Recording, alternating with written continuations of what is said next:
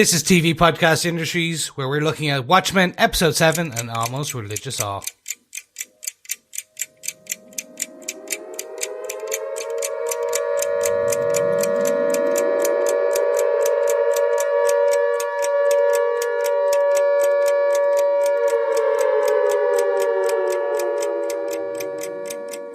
Welcome back, fellow watchers. This is TV Podcast Industries, and we're watching The Watchmen, Episode 7, and Almost Religious Awe. Not awe, but awe. I'm one of your hosts, Chris. I'm one of your hosts, Derek. Hi there, fellow watchers. I am one of your other hosts, John. Yes, and we're all slightly broken due to a number of technical difficulties, but more importantly, probably broken by this episode. It's a lot of brain-breaking, Yeah. Or as Angela loves to say, Derek, take it away. WTF? Why the face? Yeah.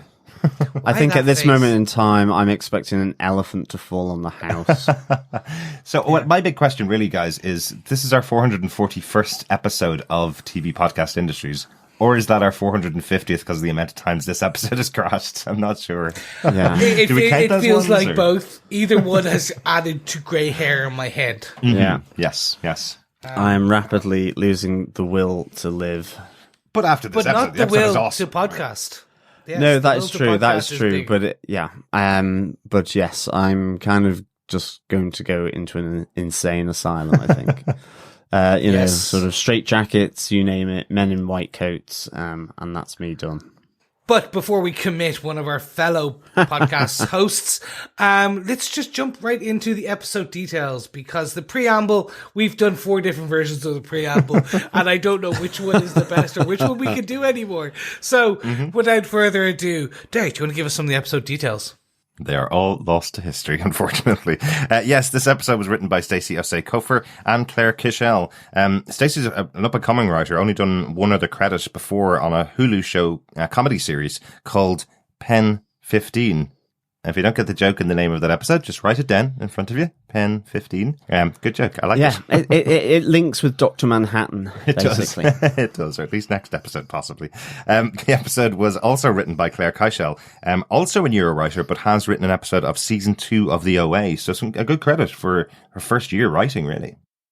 Yeah, it does feel like Damon, as you said in our previous recording, Damon went on holidays and left Stacy and Claire there, and they just kind of gave away everything. It's just like, while the dad's away, the mice will play. It's kind of like, actually, Damon, right, we guess you could stretch this to 6 seasons like you did with Lost, but what we're going to do is in episode 7, we're going to tell everybody how Angela got her name, we're going to tell everybody where Dr. Manhattan is, what's happening with Adrian Veidt, it's all going on, what's happening with Looking Glass, everything's solved, it's all on the table right now. And remember, we've only got 2 episodes left this season as well, but as you say, Chris, this is the first episode that Damon Lindelof isn't credited as writer.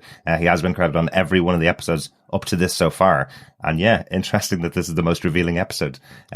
But he has said on many occasions, everybody's in the writer's room. The way the credits are handed out is slightly different. Some people get more credit on certain episodes. And this is an episode that's just been handed to these 2 writers because they probably broke most of the story. Yeah, and it's quite a good story. It certainly is, yeah. So if they were the writers, who was behind the camera? Well, the director is a working director. You'll certainly recognize some of the credits that he's done before. David Semel directed this episode. He's worked on tons of great shows. Things like Star Trek Discovery, which we absolutely loved. Hannibal, which I know we all absolutely love and want to go back to. Man in the High Castle, another excellent show that we're watching through at the moment. But most notably for me, he was the director of the seminal 2-part Halloween episode of the first season of American Horror Story. If you watched American Horror Story and you got to that Halloween episode, you know exactly which one I'm talking about. It kind of became a calling card for the show from that point onwards. This is how good the show can be. It's like a movie. And it's just absolutely brilliant. I try and watch it every couple of years, because it's one of those ones that did actually scare me, which doesn't happen very often when I watch TV. So well done, David Semel. And he's got some pretty cool stuff in this episode. Yes. Yeah, definitely. He has some really good stuff in this. I think I'm gonna mention them now. I think that close up of Angela's face and it moves to the windows. It almost looks like she's got really funky contact lenses in. And then as it sort of transitions to the courtroom inside the manor house with the trial of Adrian Veidt by his clones. Yeah. The stained glass window eyes are cool. Yeah, really that was cool. very, very cool. That really strikes me as something out of the comic book. There's something in the comic book where they do some kind of, not transition like that, but they're focusing on somebody's stained glassed eyes. I'm trying to remember now, but very cool. Yeah, I think that, and right at the start with the intercutting between sort of different images that the young Angela is sort of flashbacking to in black and white, along with the present day Victory in Vietnam Day celebrations just before the explosion, and this bike bell that's ringing and sort of getting more intense, and the cuts are increasing in frequency, and that was awesome. I really, really enjoyed that. It really ramped up the tension for the explosion. Yeah, it kind of reminds me of that thing that Christopher Nolan used in Dunkirk, where just escalating the sound over and over again to make in the trailer ramp up. And in the movie itself, the music was continually ramping up and up just to increase your tension, which is just like the spell is getting more and more intense so you really feel that bomb is coming, you know? Yeah, and let's be honest, the overall, no one likes a bike bell. If you're a bike bell person, just don't use it, please. Well, sometimes they have to use it to stop cars from running them over in the streets, Chris. Maybe they deserve it, but who knows? Now. So those was the directors and the writers, but do you want to tell us what they gave us, John? Sure. Under Lady Trieu's care, Angela undergoes an unconventional treatment while Agent Blake chases down a lead. Elsewhere, the smartest man in the world delivers a stunning defense of his past actions. Yes, one that probably, maybe it's an SPD, silent but deadly. Takes out all the clones. Who knows it? It could be noxious vapors. But It certainly wasn't silent. It was a great fart joke. It was. It certainly wasn't silent, and I think he was kind of leaving his past behind him, will we say? Let's just say that. I think I could be a very good defense attorney on the basis of that. The defense rests, yes. Or it's Brussels sprouts all the way. The defense relaxes. Exactly. It was that's definitely a defense, and I'm curious to see what will happen from it. Did he actually ingest a microbial, like actual gaseous death cloud that could only be released in a specific way at a specific time? Who knows? You're taking all my points, guys. Yeah, I'm sorry. Oh my I'm goodness. sorry. Fellow watchers, I think Derek has just rested his defense as well. I might. Oh my God. I know, the podcast booth is going green. And now. But I think it's that time we get in and discuss those points before we take them all from Derek. So, hark, is that a clock I hear ticking? The doomsday clock has been set to 5 minutes to midnight. Yes, we're back with our 5 minutes to midnight. So, gentlemen, because I'm in control of this episode, I'm going to take the first point, and I'm going to call this the history of Angela A. A majority of this episode is giving us the uncut history, if you will, of Angela, how she became Sister Night, or how she, at least, not how she became Sister Night, why she wanted to become a police officer. We understood and knew a lot of these points in that she grew up in Vietnam. We knew that their parents had died. We knew that she had become a police officer. So this is just the explanation. This is rounding out the rationale of why.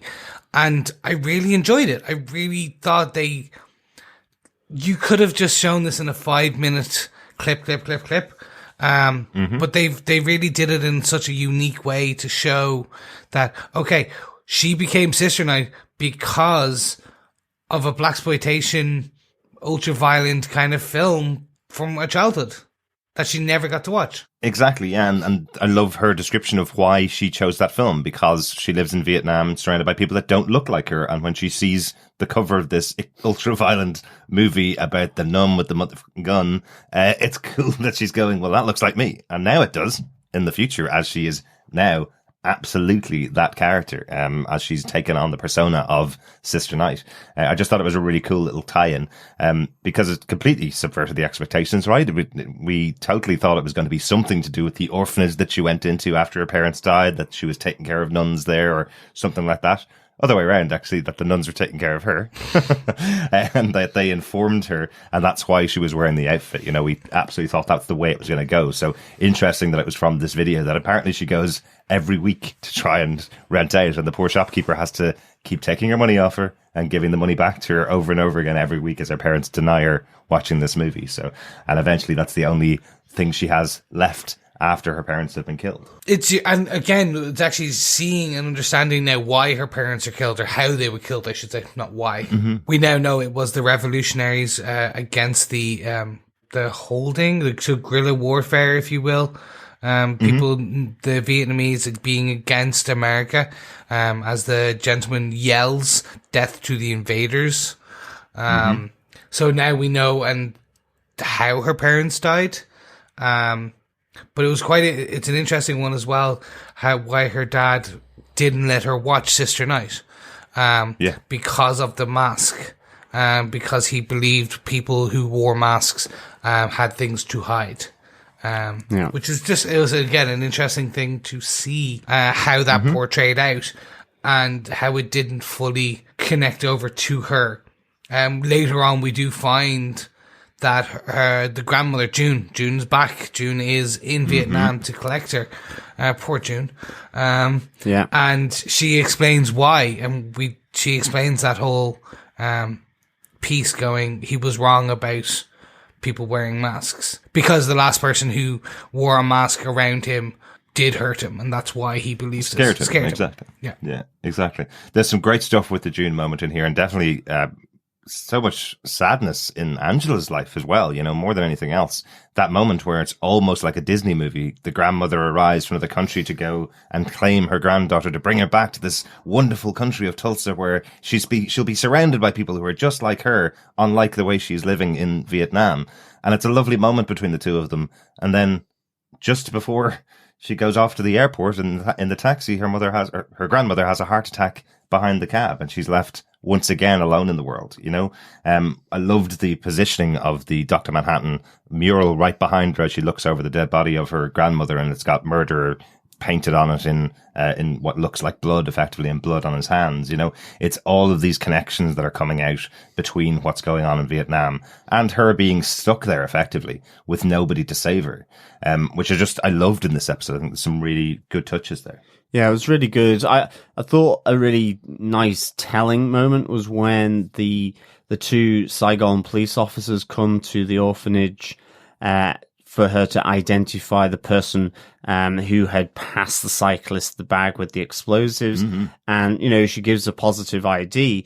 And then the police officer says, you know, go back in, as her colleague is taking the guy off to be shot, effectively executed there on the spot.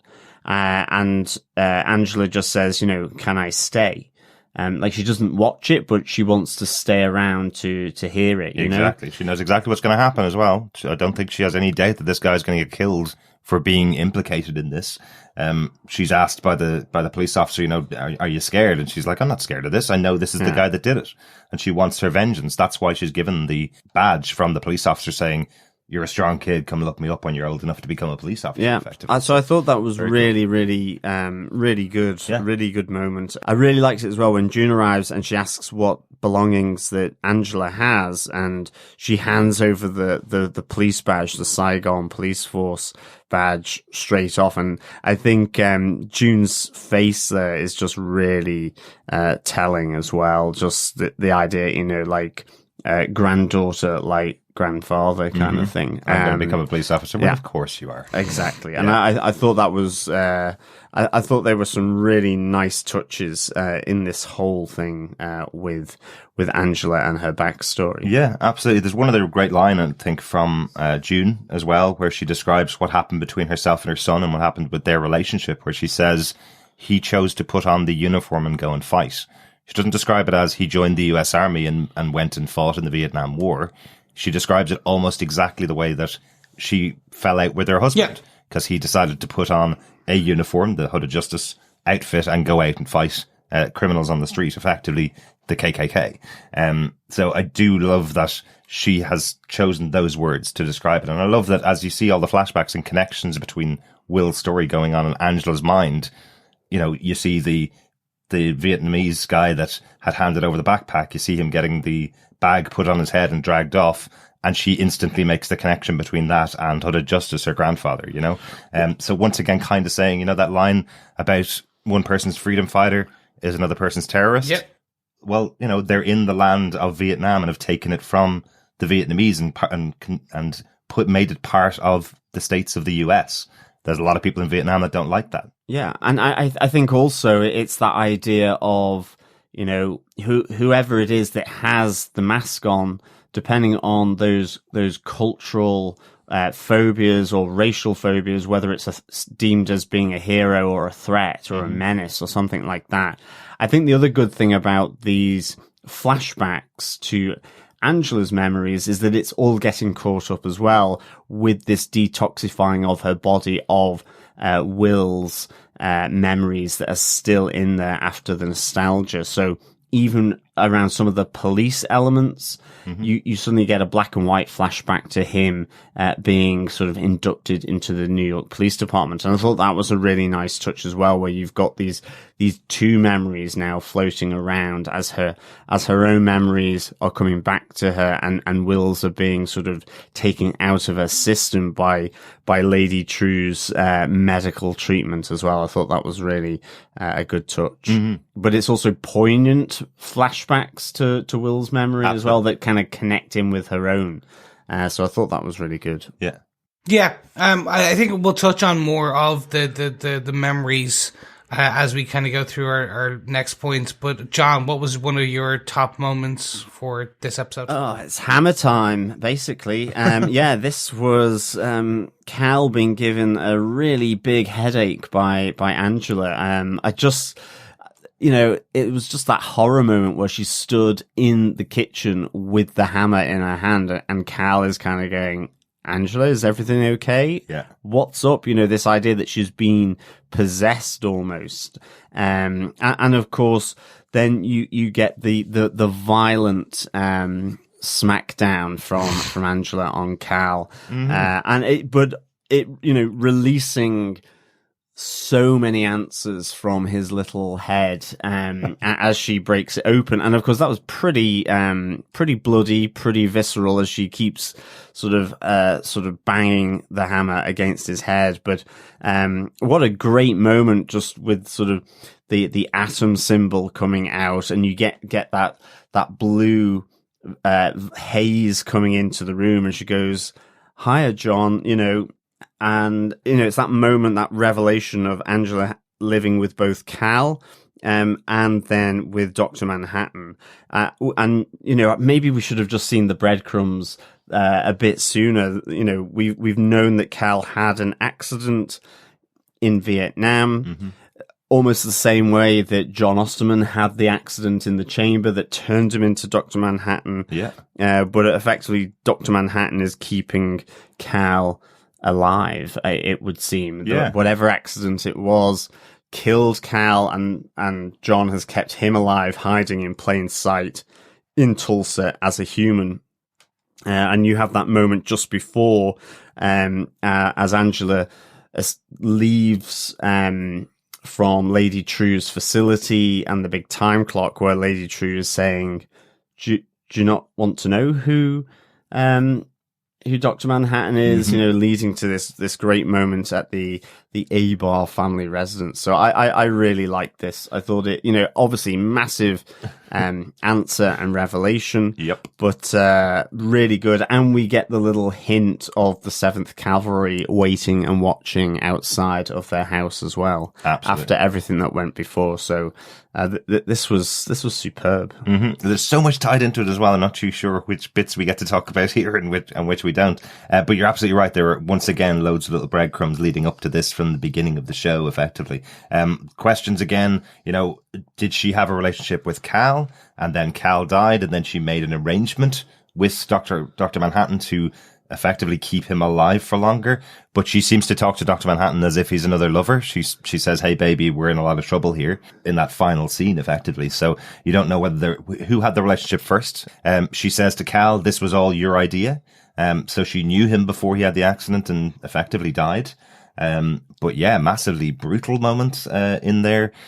We know the plan of the Seventh Cavalry is to trap Dr. Manhattan, kill him, and get his powers effectively. So they followed Angela to the house because they know she has Dr. Manhattan, I guess. That's what they are aware of. Yeah. So where are they getting all this information, and who has all this information?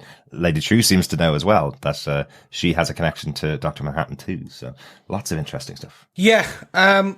So I have a couple of theories on this. I literally think Cal and Dr. Manhattan, John Osterman, are the same person.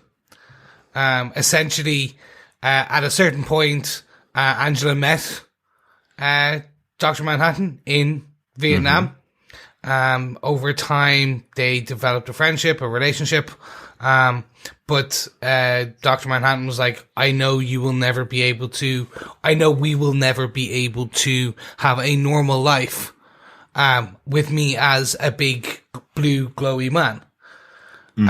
So the personality of Cal, the backstory of Cal was created, and basically the accident is when they inserted this the atom symbol that blocked his powers, that made him flesh, if you will. And that was the accident. And because she goes, hey baby. So I think it is very much, they are the same person, they are the same thing. It's just basically the Cal is the personification of Dr. Manhattan minus the powers. It is that is that relationship that basically. I don't think there was a Cal before and then Dr. Manhattan made the agreement. I think it's the same thing. And on my side, I'm definitely feeling the Cal was a human being and had an accident, and Manhattan put himself inside Cal and kept him alive. That's why she has to kill him to take him out, but that was the arrangement. That was the deal, is what I think has happened here. That's definitely not enough information in this episode to make a definite determination either way, but I know what you mean. It could possibly be one or the other. I think the reason why I'm saying that is because they like to say things on the show and keep them. And in the first episode, we hear Dr. Manhattan can't disguise himself as human. But here we're kind of finding that he's hiding inside a human is what it feels like. So he's not actually walking around as a human. He's walking around inside a human. It's a kind of their fluff to get around the possibility that Dr. Manhattan could be on Earth. Do you know what I mean? Yeah, I thought something similar, but it was just the fact that it's the symbol that kind of like she had to take that out in order for for him to appear. Plus, I don't think she would have been able to kill her husband again just to save Dr. Manhattan. Like, there would have been more to it. Like, it would have been, I don't want to do this, but we have to get you out. Like, it would have been more to that, to her in order. Maybe. Anyway, we know we're going to get more in episode 8. Definitely. Yeah, without a doubt. I just feel maybe Angela has always been prepared that this moment will come. Do you know what I mean? Yeah. So we will see, but it was quite brutal. Big time. And definitely fingers inside a forehead and inside the brain to pull out this, the Dr. Manhattan atom symbol, effectively, to have her communication with him. Very interesting, yeah. Yeah, but every time I now see it, I just hear hammer time. I don't think that wasn't even the same right song. No, I don't think it was. Your musical genius strikes again, Chris. I literally do this so we don't get DCMA'd. Digital, what was it? DCMA, Digital Music Copyright Act. Yeah. Digital Materials Copyright Act. DCMA basically is a strike where they come after you for basically using music in a podcast or things like that. I basically make up and mix songs, so basically I'm saving us a lawsuit. That is all. Not because I am musically challenged. Yes. Well, it may be a little column A and column B. Okay, let's say a lot of column B, but anyway. Yeah. But one thing I will say about this episode, it does show us why Yahya Abdul-Mateen took this role as Cal. We were always questioning, because the actor was in quite a huge movie. He was in Aquaman last year, quite a massive film to be in, and then suddenly he's in a TV show. Like, I know there's a huge draw to being on a HBO show, but he effectively was just the guy sitting at home, occasionally bouncing an idea off Angela Abar's character, and then nothing. You get nothing from him at all. But you can imagine that meeting where he goes, I'd like to be in your show, but I don't really know what it's about. Well, let's put it this way. Dr. Manhattan lives inside your brain, and you're going to have a scene where your wife beats you to death on the carpet and takes Dr. Manhattan out of your brain. Oh, I'm up for that. Yeah, exactly. Very cool. I think there's going to be one thing. I just want to put it out there. All the books he was reading is another Easter egg, I'm pretty sure. Well, I was laughing because I'd seen the episode once, and then the second time I watched it with John. And I was laughing that the book that Cal is reading on the couch this time is For Whom the Bell Tolls. Yeah. And yes, the bell tolled for him 5 minutes later as he was smacked in the head with a hammer. So yes, I think there is some connection. A little on the nose, or dare I say, on the head with a hammer. Okay, so we're going to end up probably talking more again about this as we keep going through. But Derek, what was your biggest point for this episode? My biggest point, really, I have to talk about is Adrian Veidt, because we've been wondering what's going on with him, and I love how they specifically call it out this time. Remember, we've been joking on the feedback episodes about the fact that there's a year apart between all of Adrian Veidt's scenes. They start off the scene by going, it's been 365 days of this trial, just in case you didn't know from the other 6 episodes. We've had a year apart between all of these episodes. I thought that was quite fun. One of the things that really struck me about the prosecution here is if you listen hard enough, they're saying something really weird in the prosecution. What they're saying is, he kills us over and over again. He is a murderer. We all know that. And we can either choose to just continue to be murdered by this guy or try him and find him guilty of the biggest thing in our world, which is he tried to escape. So if he hadn't tried to escape, they're saying we would continue to just sacrifice ourselves for whatever he wants to do with us. Yep. How weird is that? Yeah. The rule of the law is just do not escape. Just don't escape. Yeah. This is a weird one. Definitely on the nose. The 365. I was like, okay, I know that, it's fine, but you literally just spelt it out for people now. Yeah. And that's fine. Need to. They need to. Because, let's be fair, for us, it took quite a while, and it's only because we had listened to interviews and read things, and then went, oh, okay, now we get it. Exactly. They know they needed to definitely 100% call this out. Mm-hmm. But fascinating once again, we have the gamekeeper sitting as judge over this entire proceeding, effectively. And once again, all he is another Mr. Phillips. Yes. And that's all he is. He's just a Mr. Phillips with a moustache, basically. And a mask, of course, which is very important in this universe. But he doesn't look like he's anything special. I think a lot of people would have been seeing him the first time we saw him. We were seeing him from quite a distance. So he looked like he could be potentially Dr. Manhattan, for example. But what we're seeing here is just another Mr. Phillips presiding over everybody, like everybody else in the room. The only difference is he can grow facial hair. Yeah. Well, can he? Or is that fake? Or is that just a put on fake literally, that's why my head was like, that's a put on fake one. Could be. I mean, the whole Veidt thing was massively weird. You go from the prosecution giving this sort of nuanced closing statement to then the fart from Veidt, which was hilarious. Farts are always hilarious. Yeah, farts are always hilarious. And then the pig court, effectively, the courtroom being invaded by pigs, to give the judgment down on Adrian Veidt and Ozymandias. Yeah. Well, in fairness, it is Adrian Veidt going, I'm not even going to dignify this court with any kind of defense at all. I can do whatever the hell I want to. I'm a different being from you things that are created on this planet and serve at my whim. I'm not even going to defend myself in front of you is kind of the thing. And the court is saying, well, if you're not going to defend yourselves, we're not even going to give you a proper trial. We're going to just bring in these pigs, which is what you're like to us kind of thing. I love we also get that commentary about, you kill all of us, but you also killed loads of costumed heroes and 3 million humans, people just like you. Yeah. So they are saying we understand that you can kill us all you want because that's not part of the rules of this planet that we all live on. That's absolutely fine that you can kill all of us, but you killed 3 million humans, which is why you're here, effectively. I think the interesting thing as well was after the prosecution lawyer had finished, she did turn to him and give a cheeky little wink. Initially, I was like going, okay, that's a bit weird. What's going on here? Is there a plan afoot? What's going on? But also then just coupled with Lady Trieu's revelation that she's waiting for her father to also come and see, this new dawn for humankind.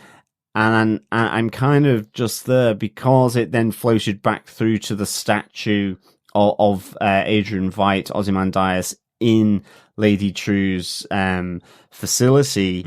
Then you're just like going, okay, is that the case? Is it just that sort of signpost that you should follow, which is that Adrian Veidt is her father? Or is this a signpost sending you down on a wild goose chase, effectively, or a wild pig chase, or because it was just really interesting that moment. Absolutely, and what I do know is we're definitely going to be talking about that in our next set of points, right? Yes. Yeah. I will just add, I think the wink, wink, nudge, nudge was to do with this is his plan. This is almost part of his plan. That's what I took it as, not as a wink, you're a dead man. I could see this, he has manipulated one of the Mrs. Cruikshanks, who he knew was going to be the prosecution, so he made her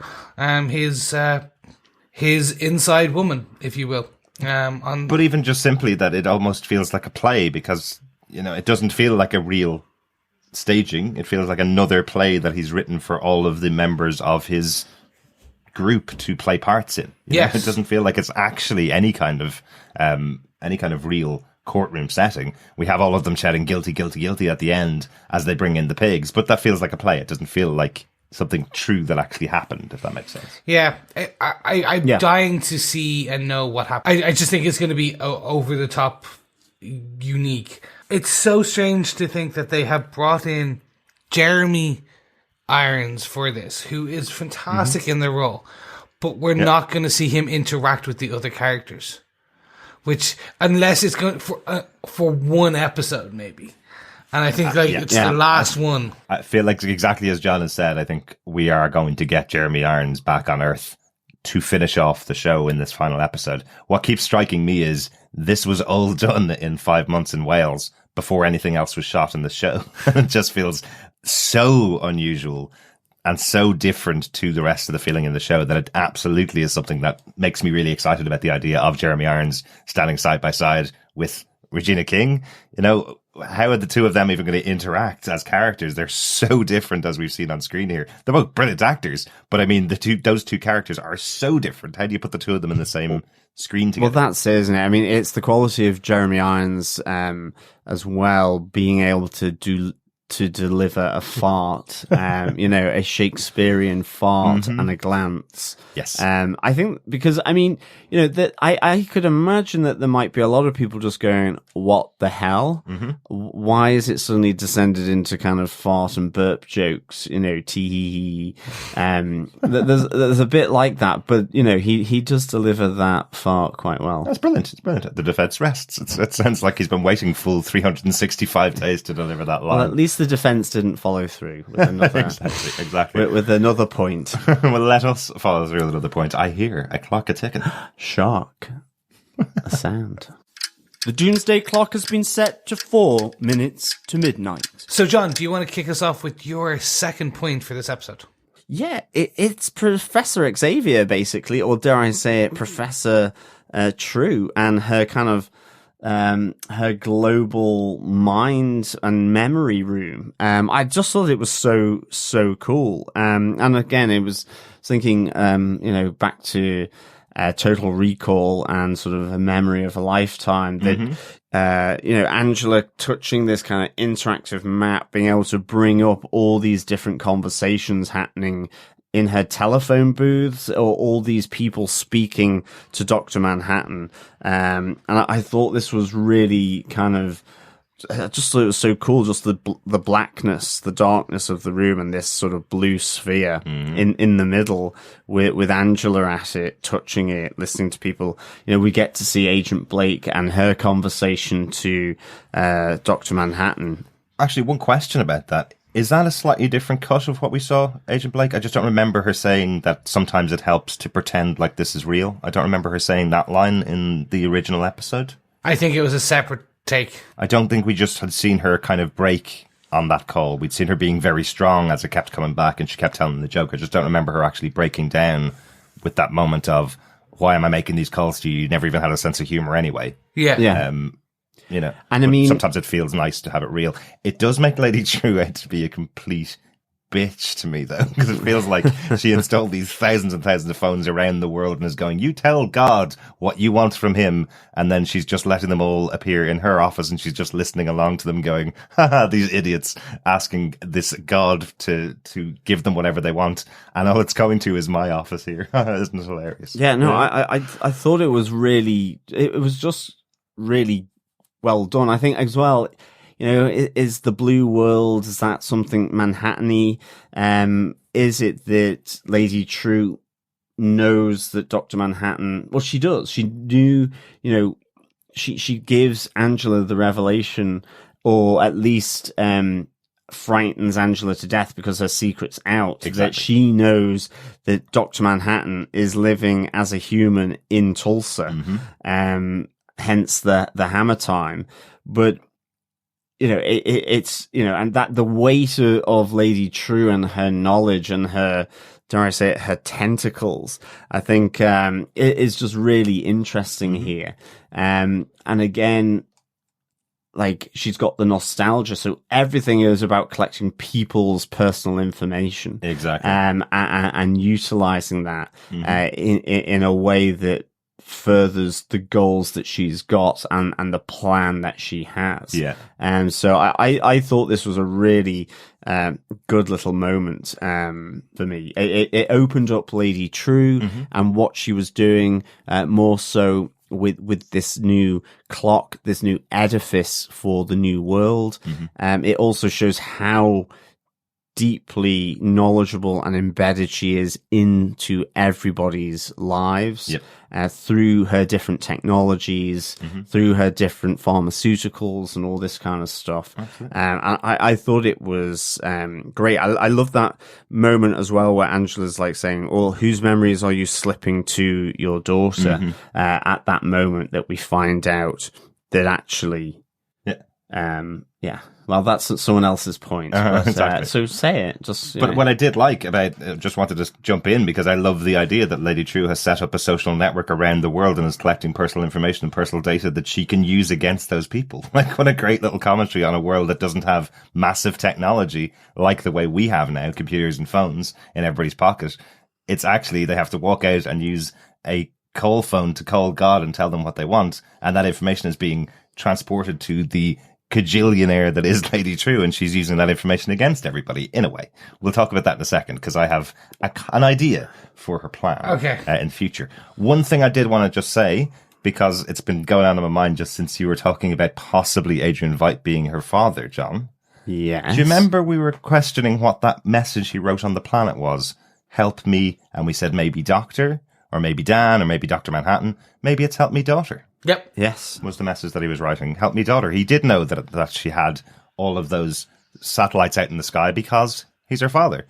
That's why she got the business from him. That's why she has all the knowledge. That's why she's doing the things that he would be doing because maybe he's her father. So, interesting stuff from this episode, I think. Again, I'm getting a sense of that this is part of a massive grand plan. That in Vietnam, Trieu and Dr. Manhattan worked together. They made the deal, which is, or we're going to start a plan to bring the world back to whatever we want it to be, like better. Her dad was against her, so Dr. Manhattan sent him to the moon, a moon. Okay. Trieu took over. Moon of Jupiter, yeah. Sorry, a moon of Jupiter, you're correct. And then Trieu took over, and that's when Ozymandias went missing. This is again 4 years ago, and the deal was, I want to be a human being again. I want to be normal. And that was, so she created the cloaking device that keeps his basically gives him a human body, allows him to be human. She knew he was in Tulsa because she knew who he was. They would have all been in Vietnam around the same time. Okay. So if you think about it, like, Angela would have been there when Lady Trieu was there. Absolutely, but doesn't Angela question Lady Trieu as to why she knows that piece of information? And she says that Will Reeves told her. So she only knows that Dr. Manhattan is here because Will Reeves gave that information to Lady Trieu, is what she's saying. What I'm wondering about, actually, and Chris, you're bringing up a good point. I'm wondering if her public face is almost saying, I'm connected with Dr. Manhattan. because that's what the world wants someone in big business to be connected with, is God, effectively. So she's saying, I'm connected with him, when actually privately she's connected with Adrian Veidt. So she's been trying to get her father back from space and wherever Dr. Manhattan trapped her father to bring him back to Earth. Oh, yeah. Okay, that's actually that's a better one. Okay. Well, yeah, but it's also that Will Reeves has come back, or is there, to warn Lady Trieu that the 7th Cavalry, that this white supremacist group is looking to capture Dr. Manhattan and effectively become Dr. Manhattan in their own right, because her plan is to save the world from themselves. And that is absolutely thematically similar to Adrian Veidt in the original 12 issues. So to me, there's definitely that family resemblance in terms of the aims and objectives. But the question for me is then, well, how does Will know? Yep. How is Will getting his information of future stuff, having not gone to the future, or has he? And that could be the other thing here. Okay. I mean, how does he? I mean, he's probably watched Angela from afar, but is that intimately that he knows that this thing went down with her and Dr. Manhattan and with Cal, or whatever the arrangement is. So all of a sudden as well, it's just adding layers of mystery around Will Reeves. Or is he in fact an elephant? Maybe he is, but that was definitely a moment I was going, is he an elephant? One of wise elephant or something. I did make this theory earlier on in the series and was completely wrong about it, that Will Reeves possibly has some involvement within the 7th Cavalry, potentially. What we have seen now is Will Reeves did hide as a white man to hide his identity over the years. Perhaps he's doing that again under a different mask, with the Rorschach mask. Perhaps he has used the Rorschach mask and his face coloring cover that he used as Hood of Justice to get information out of this group, the 7th Cavalry. Maybe that's how he's getting it. Yeah. Don't know. I think that there's so much to this. I'll get into it in my wrap up, but we've got 2 hours left in this season. I know. And I'm like, where are you going with this? Because I'm so excited. And riddle me this. Have we confirmed a season 2? There is no season 2. With Batman. There is no season 2 confirmed yet. And in fact, Damon Lindelof has specifically said he's written this season to close out like the 12 issues of Watchmen, which, remember, has never truly been followed up by anybody. There's never been a sequel to Watchmen. This is the sequel to Watchmen, and he's saying, I've written 9 episodes, and once those 9 episodes are done, that's the end of this story that I want to tell. So rumors have it that if he's coming back and if he's going to do something else in the Watchmen universe, we may not see any of these actors again. In the show, it may be like an American Horror Story kind of thing, where it's in a completely different area with different actors and different characters. If he does come back and does a second season, so yes, because that's what I had heard as well. Which is, I think you have probably told me. Probably heard it from me. Yeah, Because so I'm like, okay, he's got 2 hours to wrap this all up, and I'm like, there's a lot to wrap up in 2 hours. But it's definitely going to be interesting because. I think let's talk about the elephant in the room, because that kind of more leads into what we're talking about here. Okay, Grant. We're going to jump to my point, because it is, let's talk about the elephant in the room. One of the things that obviously jumps to my mind when I see an elephant there, because it was like, is that Will Reeves? Is he a shapeshifter? No, that's not possible. That's not in this world, obviously. But elephants do have a connection with memory, right? Yeah. There is that idea that an elephant never forgets is the concept, right? And the elephant graveyard, where they all know where to go to be with their kinfolk and stuff. Exactly. Similar to elephant folk, exactly. Similar to like salmon going back up the river to where they were born, and that kind of stuff. Yeah, exactly. And also the thing you might have noticed in this episode for the first time, because there's an elephant on screen, I noticed it, that the Trieu symbol, the symbol for Trieu Industries, is actually an elephant. It's a T with tusks. So I didn't notice that until this episode. Nice. Yeah. So another idea. So this led me to my Lady Trieu theory. What is she doing with that clock that all it does is tick-tock tell the time? What is it that she wants to do? And I think it is an Adrian Veidt-like plan, where in 85, Adrian Veidt created this squid to drop on New York, kill 3 million people, so everybody would be focused on, oh God, a threat from space, we need to all band together. Well, I think Lady Trieu has realized that the reason people don't band together is because people remember what things were like beforehand. And I think this clock will turn on, the tick-tock will go, and everybody's memories will go with it.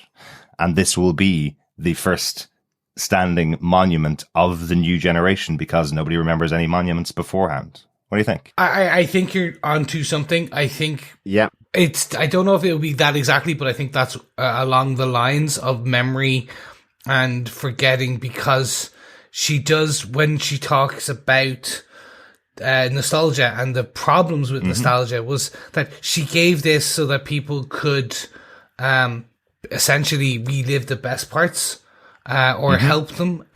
But all they do, and she discusses it, and we had known this from the Pedopedia files, that essentially people used it to just live in the past and relive their worst, the worst moments of their life. Yeah. As if they would change if they kept repeating the same mistakes over and over again. Yeah. Isn't it the definition of madness is doing the same action and expecting a different outcome, right? Yep. So this is what she's thinking. This is people are going mad because they're only focused on the bad things that happen. If we wipe all that for everybody, no matter who they are, and start the whole world again, hit the reset clock, effectively, start the whole thing again, will that now solve all of the world's problems because there's no baggage that everybody's carrying into their daily lives? Yeah, and it's that history repeating, that despite progress, it's like you default back because of this idea of the other, or like from the feedback episode, that weaponizing of nostalgia to what things used to be like.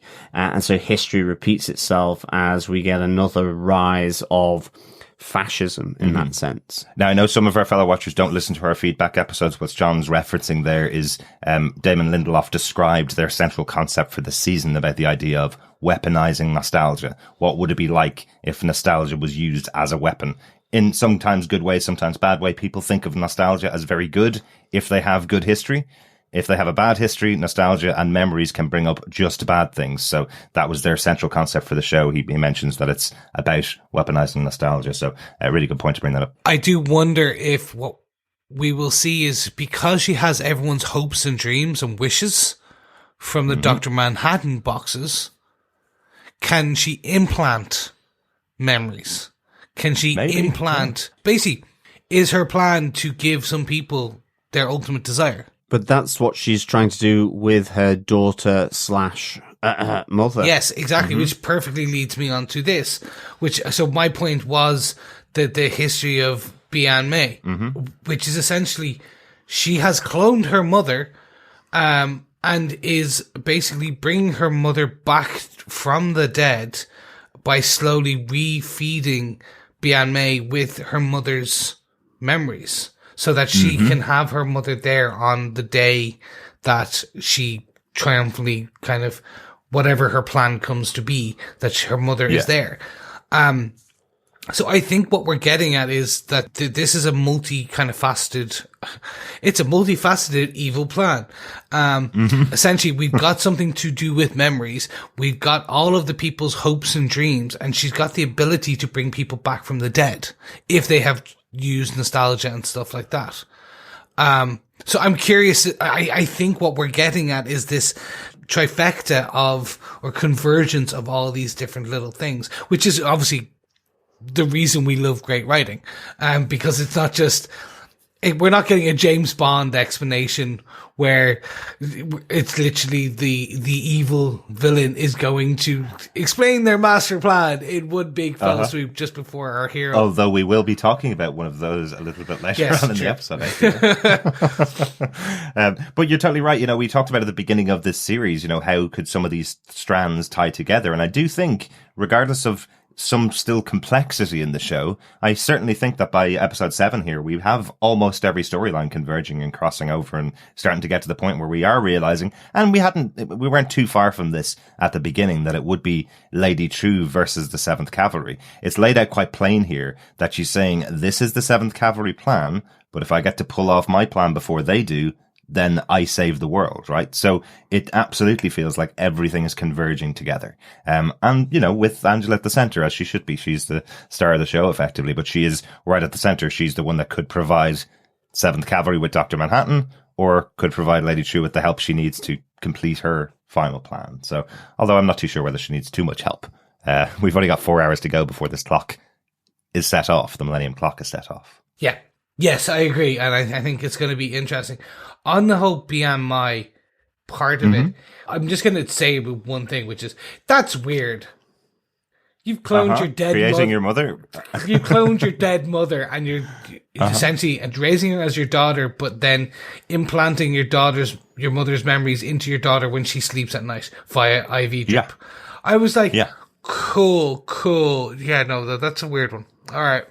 Well, the fact that Bianna even describes it herself and says, I feel like an old woman, and I wake up and I'm terrified. And we saw that. We saw her wake up absolutely terrified and go to what she thinks is her mother and tell her about this, and then go, would you mind walking me back to my room because I'm really still scared, Mom? And she's like, no, you go walk back yourself. Yeah. She's not only feeding memories of her mother into this child, effectively, she's also treating her like she shouldn't need to take care of her, basically.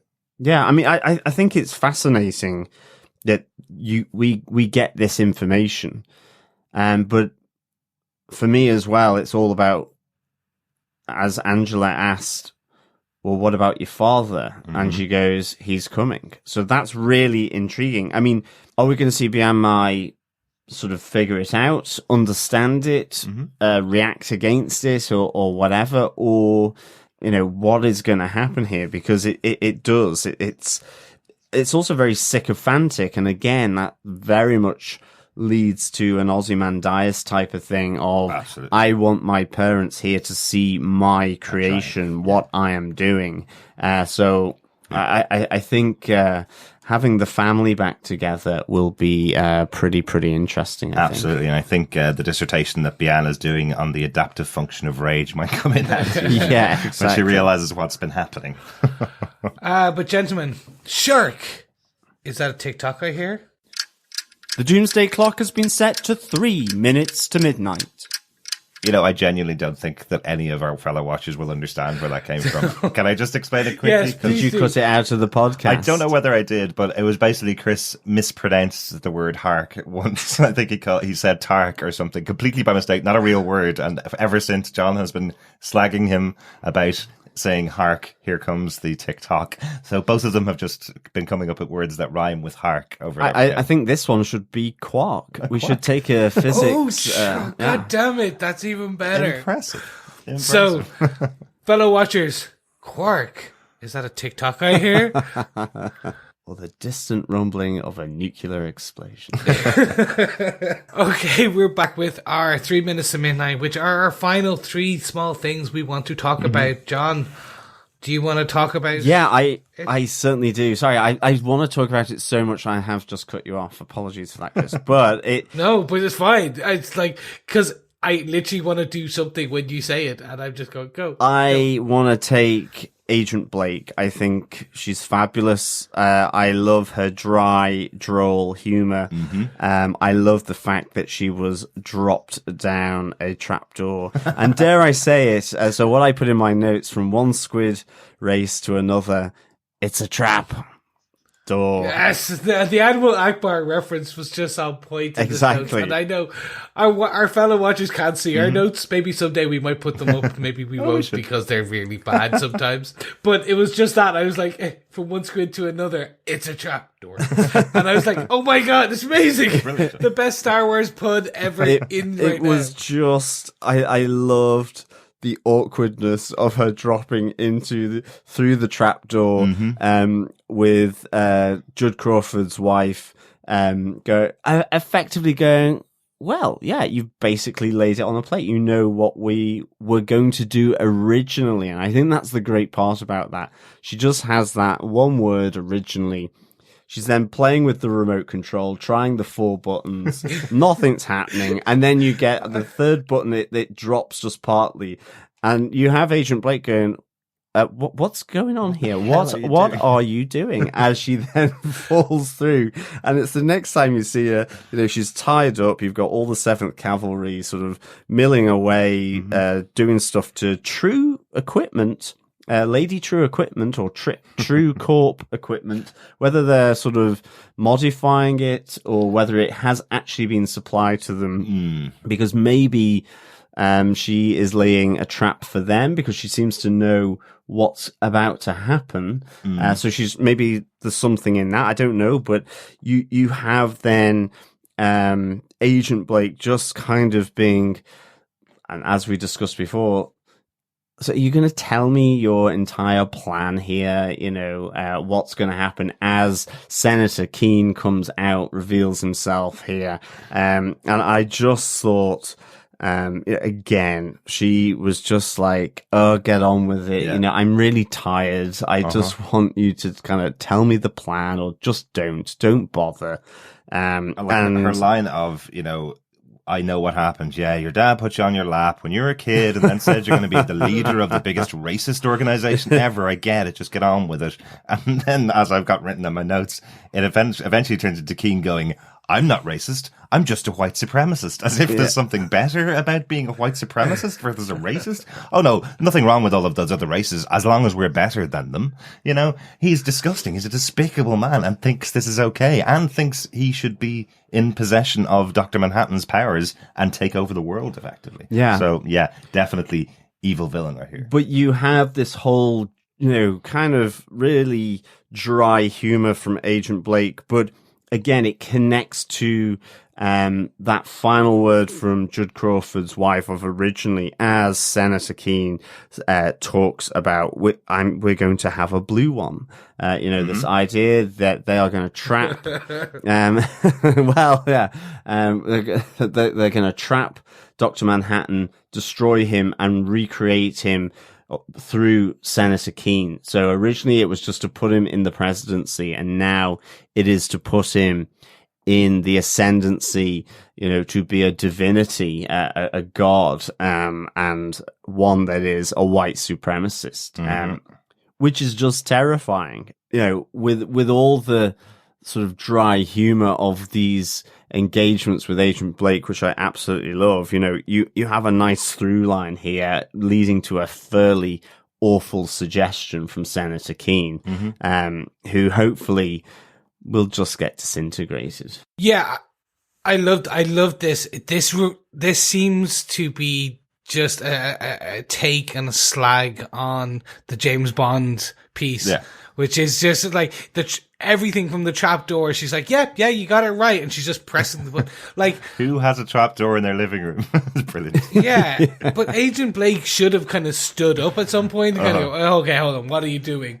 But it wasn't. It was just like, okay, she's going to fall through the trapdoor. Well, I know Agent Blake's really good at guessing stuff, but would you have guessed that you're sitting in the center of this lovely, normal house, quite a rich person's home, obviously? Would you expect that the button that she's pressing isn't just turning on the television or something? You're telling me you haven't got a trapdoor in your front room? Not yet, but don't tell me. Sure, your drawing room. It would have been the drawing room at that point.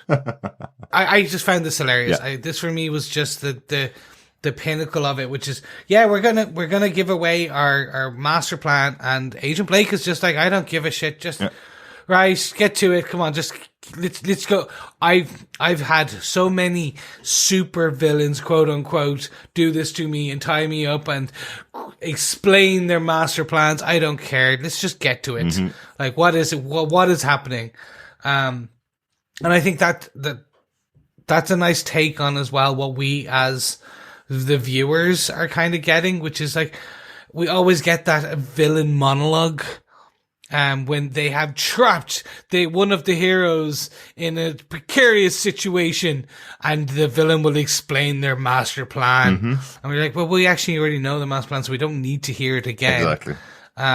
So let's just skip to it. Absolutely. And also, similarly to what I was talking about earlier on with Yehe as to why he would be in the show playing the character of Cal, Frances Fisher, also a very well-known actress. She was in Titanic. She was in The Expanse. She's got a really good resume of movies and TV shows.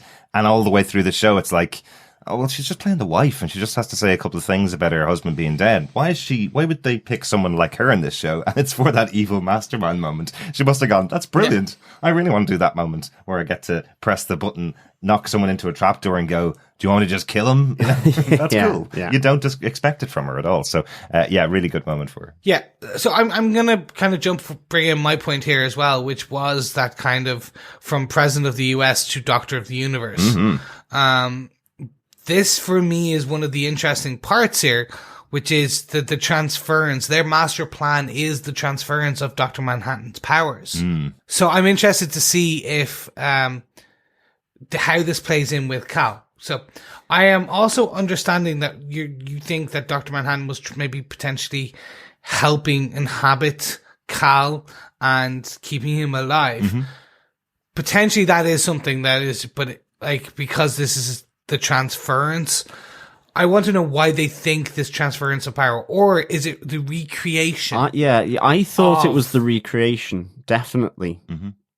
Yeah, so I thought that too, but there's a couple of words and lines that started talking about almost transference of power. So I'm wondering if that's a kind of, we're going to have one or two things, which is they're going to trap Dr. Manhattan and transfer his powers to Senator Keene, or it's actually, no, we're going to recreate the accident down to the T. Mm-hmm. The recreation is the interesting part, because if it's a recreation, you would assume people have been trying that since the 80s. Since everyone knows how Dr. Manhattan was born. Absolutely. It is in a documentary back in the Vietnam video store back in the day. Over the next 10 hours, we will find out all about Dr. Manhattan. Yeah, it's absolutely known. We've seen it on the show as well. Remember, we also saw it created in the play by Adrian Veidt. So these are things that they're definitely underlining for people who've never read the comic book, that this is how Dr. Manhattan was created. We know that's how Adrian Veidt tried to kill him. In the comic books, he tried to kill Dr. Manhattan by recreating the accident, and Dr. Manhattan just goes, well, that was the first way I learned how to piece myself back together, so that can't kill me, effectively. So will the 7th Cavalry make the same mistake, try and kill him by using the original experiment, and actually, well, sorry, that's not how you kill Dr. Manhattan, or will they reverse it, possibly spreading his powers among all of them, or are they putting it all on Keene? I don't know at the moment. So that's what I'm kind of thinking, which is it's a transference thing. Mm-hmm. That's where it's just like they will trap him and transfer his power into Senator Keene. Mm-hmm. Which it's why as well I don't think that they his powers were transferred, or he was transferred into Cal. I don't think that's it, because Cal has no memories and no powers. But Senator Keene is along the lines of, I will have power, I will have the everything of Dr. Manhattan. So that's kind of where I'm like, okay, I think they're going to try and turn Senator Keene into a big blue guy. But we will see, because I think that, as we said, we are barreling towards the end of this season.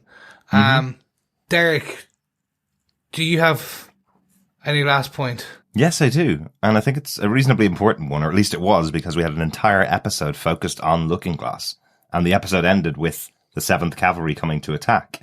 Agent Petey is the one that turns up and finds the 7th Cavalry did attack and did try to kill Looking Glass, but every single one of them is dead.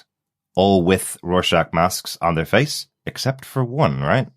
So, where's Looking Glass is the big question, right? I presume he's going to take matters into his own hands, to take the vigilantism that he has inside of him out on the 7th Cavalry. That's why he didn't report it to the police. I love the piece he calls that out as well, goes, this guy's a police officer, right? Why wouldn't he have called in the police on this situation? Well, he's obviously found out quite a bit about what's been going on from that video from Keene. He knows the police are corrupt because they were led by someone in league with Keene, and he probably knows what plan they're trying to carry out as well. That video of Adrian Veidt is significantly longer than the 1 or 2 minutes that we saw on screen. He was there for a long time watching the full video, so maybe he knows the full plan. So your question, obviously, for this, and I just wanted to make sure that we talked about it here, the question really at the episode is Looking Glass taking on the Rorschach mask to go and beat up the members of the 7th Cavalry, or has he officially joined them effectively? Did he just kill these guys and now he's gone to join them? I don't know. I'm presuming he's probably pretty angry if he killed all these guys and took a mask. I presume he's not going to join them, but that is a possibility as well. Yeah. So this was a weird one for me. It's just, again, like we wanted to know what happened to him. We were expecting to get the view, and we just kind of basically saw the aftermath, which was a bit okay. My assumption is he's taken the mask and is back working. He's currently there with Laurie. Exactly. He's there in mask, incognito, where he's not. Like, it's not really incognito because, yeah, like they're gonna hear his voice and know he's not Bob, because the guy he took it off. The one of the masks he took it off. No offense, it was one of the bigger, beefier guys. Right. So it's just kind of like, what's he gonna go? Oh yeah, well, all the other guys are dead. I'm the only one survived, and I left Looking Glass's body there. Well, in fairness, Chris, you know, the premise of the entire show is that people who wear masks don't reveal their identity. Even some police officers don't know the names of the other police officers. Yeah? You have Angela leaving Lady Trieu's place, and she goes, "Hey, Jen, tell Scare to get out of the way." She calls her Pirate Jenny. She calls her Jenny, and she tells Red Scare to get out of the way. It's only the three of them there. She could call them by their real names, but chooses to call them by their vigilante names, I guess you call them, or their police officer names. It's probably the same with 7th Cavalry. You're wearing a Rorschach mask over your face to protect your identity, and maybe the people around you don't know that you're Bob or Fred, and there's nothing different about the masks to distinguish them either. They don't have, you know, Bob tattoos on the top of it. I think... But it's going to get hard to be like, hey, you. No, not you. Not you. You and the Rorschach the other mask. you. No, yeah, the Rorschach mask. No, the guy with more white than black. No, the other guy with the black. No. Hey, left, go. No, I'm pointing at you right now. Okay, stand to the left. Okay, you.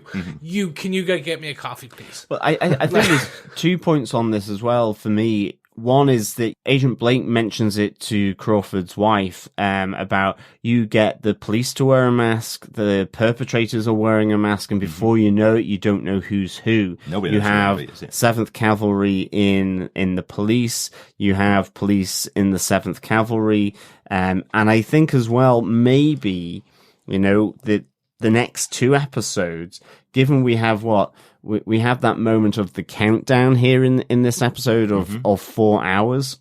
Yeah.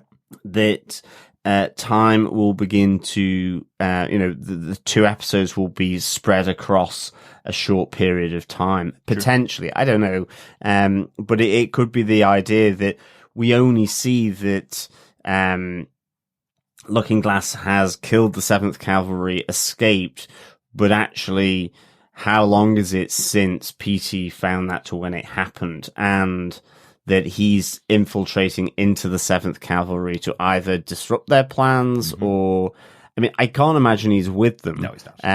That was a guess, obviously. Yeah, but it never want to rule out anything in this show, that's all. Well, that's true, but, certainly that I'm expecting that Agent Blake will suddenly, have one of the 7th Cavalry raise their mask just so that she knows it's him, and he may save her. Leclerc. Yeah, it is. It is I, Looking Glass. Yeah, I just had Leclerc. No, no.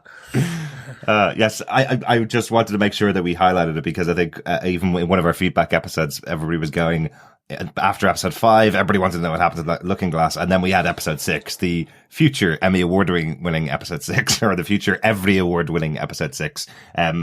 And then they were like, we completely forgot about Looking Glass when you get to the end of the episode. They do mark it here as to what happened to him, but it's probably more important to the finale of the show than it would be just showing him in this episode. So they definitely wanted to include an idea that he's alive and that he's taken this Rorschach mask and is probably taking his vengeance to Keen for sending these guys after him. So very cool. We're probably going to get another little flashback there next episode to what actually happened in that bunker with the fight sequence between all of these guys. No more flashbacks. No. He can just tell them.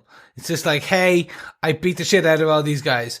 As John said, we are 4 hours on a tight timeline. Let's say we've got 2 hours to discuss what happens in 4 hours, plus potentially some epilogue. Maybe. That's not a lot of time.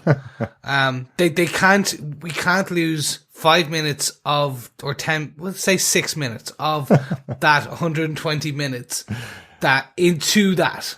I think you'll as much find, as I would love to see it. Yeah, I think you'll find if it's done well, you won't really care. No, with so much to tell. I know. But I think that kind of wraps up all of our majority of our points. Mm-hmm. So, Clark, is that you I hear? Is that some minutes ticking away? The doomsday clock is now at 2 minutes. I repeat, 2 minutes to midnight. Yeah, that one was terrible, Chris. Yeah, 2 minutes to midnight, our moment to talk about the things that we noticed, some Easter eggs, some things that were in the episode. Sadly, as we mentioned earlier on, since we've lost 4 intros to the episode and some of the episode itself, we have mentioned Easter eggs, and I'm not sure which ones we've mentioned and which ones we haven't. Yeah. So, really quickly, the Fog Dancing, the movie, we see that on the rack in the shop in Saigon. Fog Dancing, if you remember, is the book written by the author of Black Freighter in the comic books. So they've also shown that they've made a movie, an adult movie from Fog Dancing. So nice little touches in here, some really deep cuts for people that are looking in the background for everything. Yep. One is the Silk Stockings, the film, which is the kind of, we don't know whether it was a biography or whether it was just a kind of take on it, but it looked like it was basically it was about the Silk Spectre. From the comic book, I believe that Silk Spectre actually did do some adult movies connected with her brand, effectively. This is how she sold her brand. She was in the crime fighting to sell a brand, effectively, and that was part of the sale. So, yeah, they're still available in Vietnam. One question I did have, I wonder what the timing of that meeting between Angela and her grandmother, June, I wonder when that actually happened, because if you remember, she was born in 1976, is what we got from Cal a couple of weeks ago in the episode. She's about 9 or 10, maybe? Does that put her in 1985? The same time the squid dropped in New York? Is that possibly the reason why June had her heart attack at that particular moment? Is because the squid dropped in New York at that particular moment and it has some global repercussions to it? Maybe, maybe not. Just wonder. It just popped into my head as a little note to bring up. It's an interesting one. I hadn't thought about that. My assumption was she had a dodgy ticker, but maybe it was she's allergic to shellfish. Yeah. Yeah, well, timing's just all important, really, in this world, right, of the Watchmen, right? So, yes, because those TikToks always happen. Anything from your side, John? No, none really from myself. There's a couple very shortly, but again, I'm not sure what we talked about, what we haven't. The history of Dr. Manhattan was in there, and it was very interesting. They recreated and didn't use the Zack Snyder Dr. Manhattan walking in Vietnam. Yes. They recreated it. They didn't use I just assumed, since you've got Zack Snyder's copy there, which is one of the best ones, it's in terms of, it was a great adaptation of what was on the panel. They recreated it, and they didn't do it as well, in my opinion, because it just looked like a guy painted blue walking on a green screen or green floor, and then they just put the thing in. But it actually works well in this, because the TV is grainy, the film is grainy, and it looks like out of place because it was grainy as well. So I thought it worked actually better for the thing, but I just assumed they would have used something else. Yeah, I think if you were going to see the actual footage from, news cameras or whatever, it would probably be different. I think the point, you're exactly as you say, the point is that this is a documentary, a 10-hour documentary on Dr. Manhattan being sold in a pretty cheap backstall video shop, So the point is, it's not supposed to be, IMAX quality of a scene. So I think if you did stick in the Blu-ray or the 4K version from Zack Snyder, then it would completely stand out and would look completely different. Yeah, so I like the idea that they recreated this small scene. I love that it kept going as well. As we mentioned earlier on, the puppeteer was also showing that exact scene as the massive Dr. Manhattan puppet standing over the top of the Vietnamese or the Viet Cong, killing them, crushing them as he went on. That was the sign that he was not actually happy about the taking over of Vietnam by the Americans, is that he's got this particular puppet show of the god coming in and killing his people, effectively. So, and one other massive one, just have to, because I don't know what you guys have been doing while we've been podcasting. I don't know whether you've been listening all the time to what I've been saying, or John's been saying, or Chris has been saying, or is there life on Mars has been going round and round in your head like it has for me. I can't get that song out of my head. The cover version that we hear at the end of the episode on piano is just beautiful. And I love that the whole realization effectively is there's no life on Mars now because Dr. Manhattan is in Tulsa. So what a brilliant choice by the guys. Excellent. Yeah, I was going to call out the music actually as one of my points as well, very quickly as a note. I'm shocked when it happens. For me, the audio quality, the choice of music isn't a huge factor in TV, or it's become more and more so. It's not often I'll hear something and go, oh my God, that was the perfect choice of a song. When I was watching this episode, I sat at the end and I was like, oh my God, that was the best choice of a song ever. Like, you could have done any other one, and it wouldn't have had the same emotional impact of that scene as that one choice of song. And they paid through the nose for that song. True, but remember, it's also a cover as well, so don't pay as much.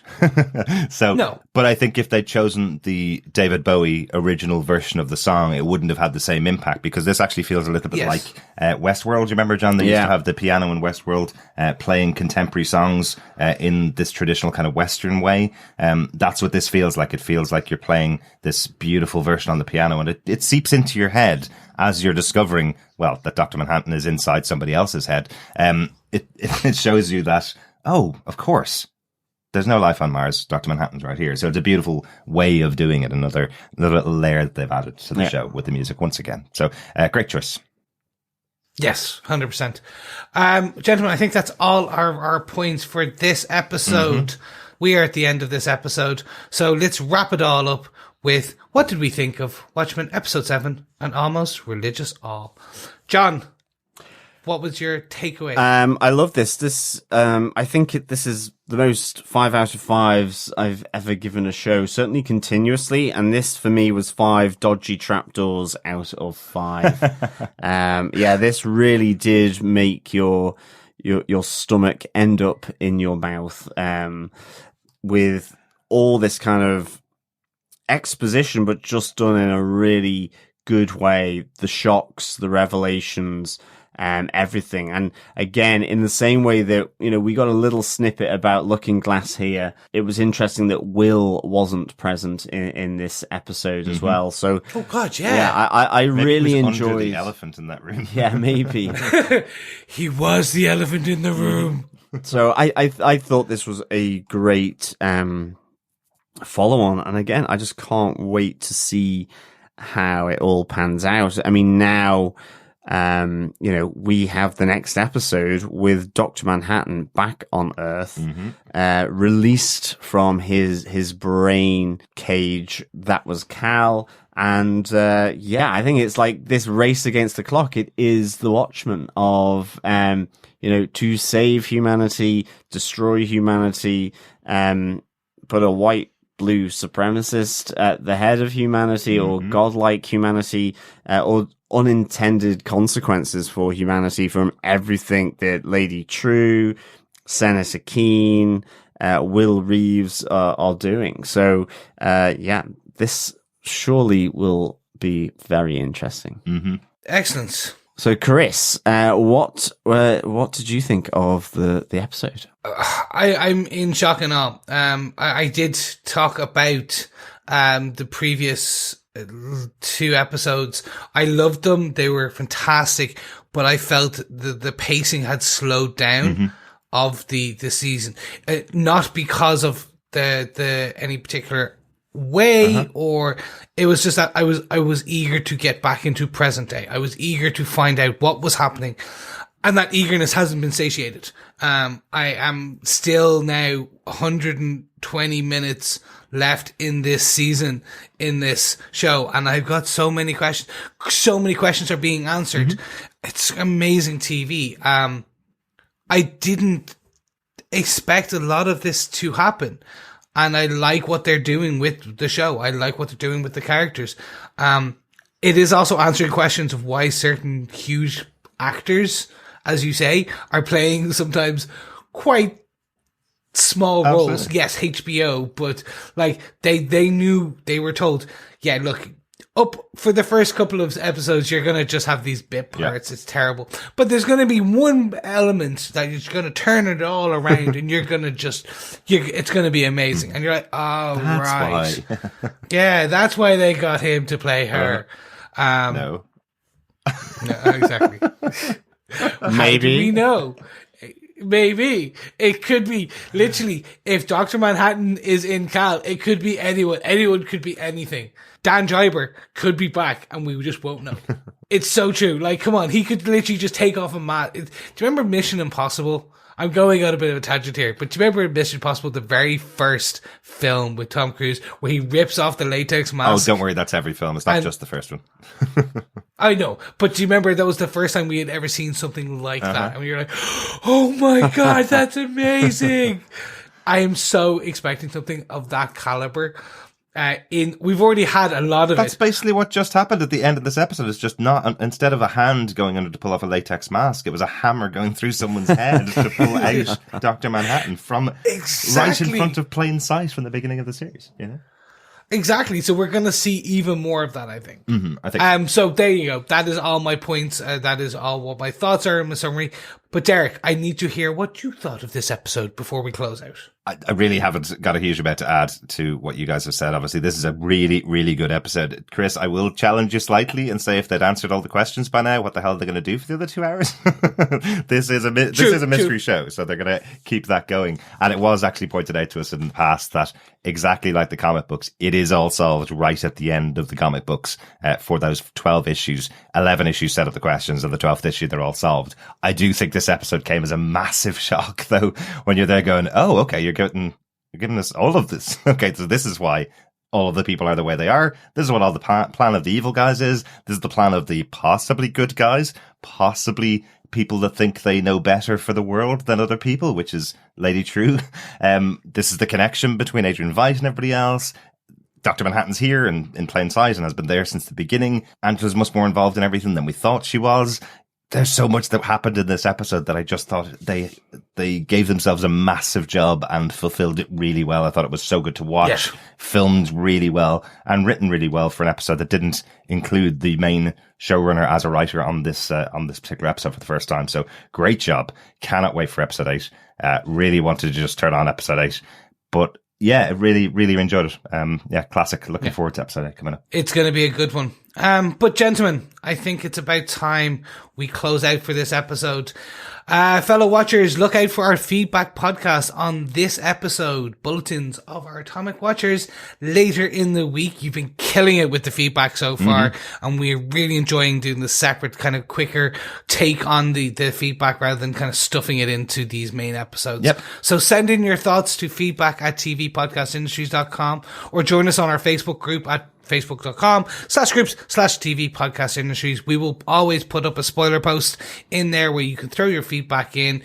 Just remember that you need to get it into us by midday GMT on Wednesday so that we can include it in our recording. Absolutely. Yes, we will be doing quicker episodes for our feedback episodes. We say that as long as our computer stands the test of recording. Yes, quicker, right? Absolutely. And remember, fellow watchers, get in your answers to the pub quiz questions for everything to do with our 9 pub quiz questions. Yes. And also, we will be giving out the last question for the pub quiz on the actual discussion episode for episode 9, so we can highlight the winners for this little competition and pub quiz that we've been doing over the series of Watchmen. Yes, 6 questions asked so far over on the feedback episodes. We'll have a 7th question on this week's feedback episode. John is currently writing it, so doesn't know it just yet, but we'll have it on the feedback episode. Make sure you subscribe to the podcast to pick that up. tvpodcastindustries.com. It's great fun hearing your thoughts about the episodes, so keep them coming in, definitely. Yes. Don't forget, you can also support us over on Patreon at patreon.com/TV Podcast Industries. Your support keeps the lights on here, keeps us going, keeps us fed, clothed, watered, wined, and just tweaked enough on coffee and caffeine that we kind of come up with these crazy theories. Okay, I'm not talking for my fellow podcast hosts. I'm talking just about myself. So support us over on Patreon at patreon.com/TV Podcast Industries. We will be back, as you know, with our feedback episode later in the week, but also next Monday with Watchmen episode 8, A God Walks into a Bar. There you go. Sounds like a start of a joke, doesn't it? There is a synopsis for it, but I'm not sure whether this is an accurate synopsis. It's over from Spoiler TV. They have the synopsis from HBO. John, do you want to just read it? Sure. Angela's mysterious past in Vietnam is at last revealed. Now, I thought that would have been the synopsis for episode 7, but obviously there's a lot more to her past in Vietnam after her grandmother had that heart attack behind the taxi, and how she met up with Dr. Manhattan and maybe Cal and how they merged together. So there's probably quite a lot more of her past to be revealed next episode. Oh, there is. Let's be honest about it. Flashbacks. This is going to be there's going to be a lot of like, yay! I do want to go to Vietnam now. I'm not sure about the rest of you, but I'm kind of like, I want to go back to Vietnam. I've never been to Vietnam, but it'll feel like a homecoming at this point. So there you go, watchers. We will be back with episode 8. God Walks into a Bar, where we will be traveling back to Vietnam. So for now, thank you for listening to our podcast. Thank you for listening to our rambles, and thank you for supporting us on Patreon and just by listening to this podcast. We'll speak to you again very soon. Absolutely. And thanks for sharing it as well. Always good to share the podcast as well with your friends, because sharing the podcast is sharing the love for TV Podcast Industries. Keep watching The Watchmen. Keep watching Mars. See if there's any life up there. Yeah, absolutely. Yeah, thank you so much, fellow watchers. As always, it's a pleasure speaking with you. And remember, keep watching and keep listening. Bye. The chances of Dr. Manhattan coming from Mars are 1,000,000 to 1, they said.